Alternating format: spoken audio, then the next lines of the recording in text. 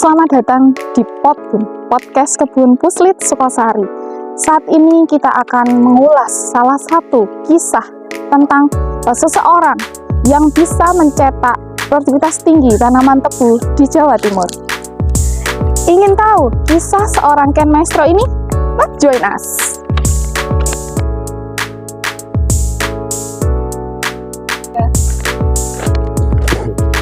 Selamat pagi Pak Andi. Selamat pagi.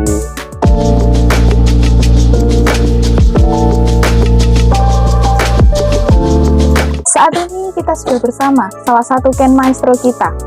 Bapak, silahkan perkenalkan diri Pak. Siapa Bapak, namanya, keluarganya, bagaimana Pak? Silahkan. Perkenalkan, nama saya Muhammad Andi Abdul Rahman. Asal saya dari Yogyakarta. Ya, oke Pak Andi ya Pak ya, berarti panggilannya ya Pak. Iya. Pak Andi ini masih sendiri atau sudah berkeluarga Pak? Sudah berkeluarga. Ya, Pak Andi saat ini ditugaskan di mana Pak? Di wilayah mana?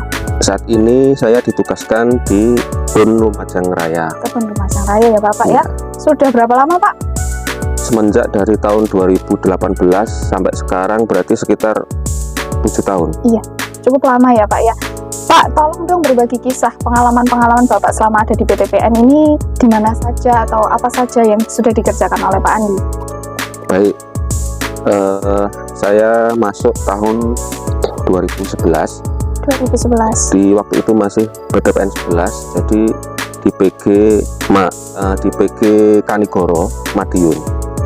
Dari tahun 2011 sampai tahun 2018. Kemudian mendapatkan tugas di PG Jatiroto di sini ya. Dari tahun 2018 sampai sekarang, sampai menjadi Kebun Lumajang Raya. Sampai menjadi Kebun Lumajang Raya, Pak. Begitu banyak pengalamannya ya Pak ya. Ya. Jadi tidak heran kalau sekarang ini yang terdengar kabarnya bahwa Bapak adalah salah satu Ken Maestro kita yang bisa mencapai produktivitas tertinggi di sini ya Pak ya. Jadi luas wilayah yang sudah Bapak kelola ini berapa luas Bapak? Sekarang saya di Afdeling Nogosari Ya. mengelola TS HGU seluas 303 hektar. Seluas 300, wah, cukup ya Pak ya, cukup luas maksud saya. Iya, kemudian Pak dengan berapa pekerja gitu dengan seluas itu Pak? Tim saya itu Asman saya sendiri mempunyai 9 mandor. 9 mandor. Kebun. Oke. 1 juru tulis Afdeling.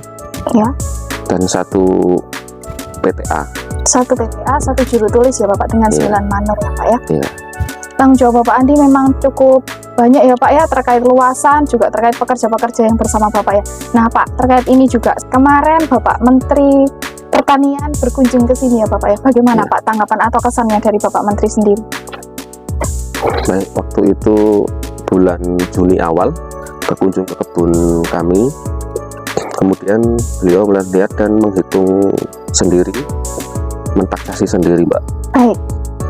Diperkirakan keluar 150 ton per hektar. Jadi Bapak Menteri memperkirakan 150 ton ya Pak ya keluarnya. Ya, terus Pak, ternyata realisasinya bagaimana? Alhamdulillah untuk realisasi tebang kemarin kebun ini keluar 236 ton per hektar. Wah, di luar investasi Bapak Menteri ya Pak ya. Ya. Ya. Benar-benar Ken Maestro berarti Bapak Andi ya sudah mencapai di atas 200 berapa tadi Pak? 236 ton per hektar. Wah, luar biasa sekali loh. Pak Andi ini memang benar-benar Ken Maestro loh Pak. Sudah mencapai di atas 200 ton per hektar, ini luar biasa sekali ya Pak. Pak, tolong dong dibagi kepada kami bagaimana kunci-kuncinya untuk bisa mencapai produktivitas tertinggi seperti itu Pak. Kuncinya banyak sekali hal dan faktor. Tapi untuk pokoknya kunci suksesnya ada 2. Untuk kunci pertama teknis kebun. Yang pertama adalah masa tanam.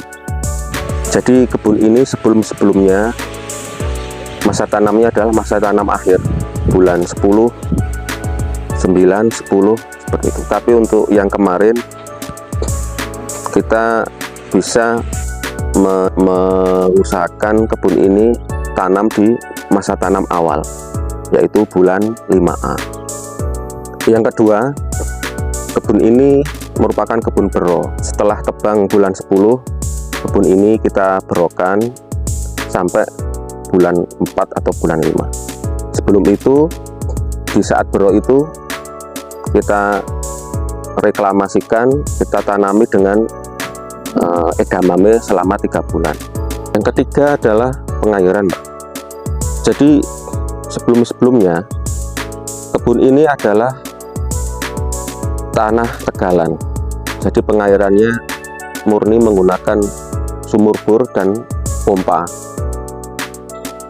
Nah, kebetulan kita bisa membuka di bulan 5A, sehingga kita bisa mengusahakan pengairan dengan irigasi teknis, yaitu saluran. Jadi waktu kita buka kebun ini, alhamdulillah pertama kali kita bisa mengusahakan dengan pengairan secara teknis.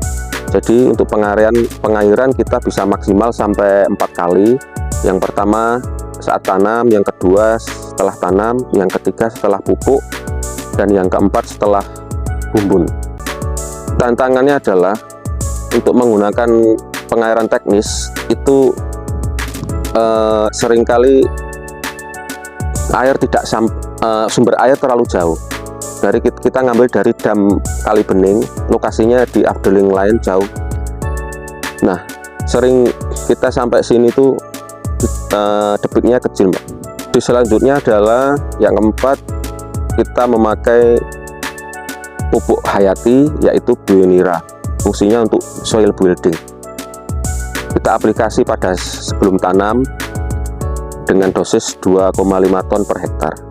Kita aplikasikan bisa sebagai kasuran untuk tanam tebu. Tetapi Bionira ini bukan sebagai pupuk pengganti pupuk dasar. Pupuk dasar tetap kita pakai pupuk kimia, yaitu ZA 10 kintal per hektar, SP36 3 kintal per hektar, dan KCL 3 kintal per hektar. Di samping 4 kunci teknis tersebut, juga ada faktor lain, yaitu manajemen SDM. Kita harus bisa memberikan pegangan areal ke setiap mandor sesuai dengan kemampuannya masing-masing. Untuk pegangan saya sekitar 300 hektar, rata-rata satu mandor mempunyai pegangan sekitar 30 sampai 40 hektar. Jadi masing-masing mandor bisa mengelola kebun secara maksimal dan efektif. Tenaga kerja setiap mandor juga harus mencukupi. Di tempat kami satu mandor minimal harus mempunyai tenaga kerja kebun 40 orang supaya pekerjaan di kebun bisa berjalan sesuai dengan jadwal dan rencana pekerjaan. Ya, mungkin satu hal lagi yang sangat penting, ya, jadi kita harus memfasilitasi kebutuhan mandor sesuai dengan sarana dan prasarana yang dibutuhkan secara cepat dan tepat. Semisal ketika kita mau membuka kebun, kita harus siapkan traktor standby, ready, kondisi prima. Untuk pupuk sudah harus siap di gudang, siap diaplikasikan. Kemudian untuk air, sebelum kita tanam, saluran air harus kita benahi dulu, kita siapkan dulu supaya air bisa sampai lokasi secara cepat dan lancar. Kemudian tidak lupa biaya, kita juga harus mengupayakan biaya kebun itu tepat keluarnya sesuai dengan kebutuhan mandor. Jadi ketika sarana dan prasarana tercukupi, kemudian biaya keluar secara tepat, insya Allah pekerjaan di kebun pun akan baik. Satu lagi sarana dan prasarana yang harus dipenuhi, yaitu benih. Jadi benih harus tercukupi baik dari segi kualitas maupun mutu. Kualitas harus benar-benar benih dari KBD, benar-benar benih yang berkualitas. Biasanya kami menggunakan benih 8 ton per hektar. Saat ini kita berada di Kebun Banterfak 1 seluas 12 hektar. Kebun ini pernah dikunjungi oleh Bapak Amran Sulaiman, Menteri Pertanian Republik Indonesia.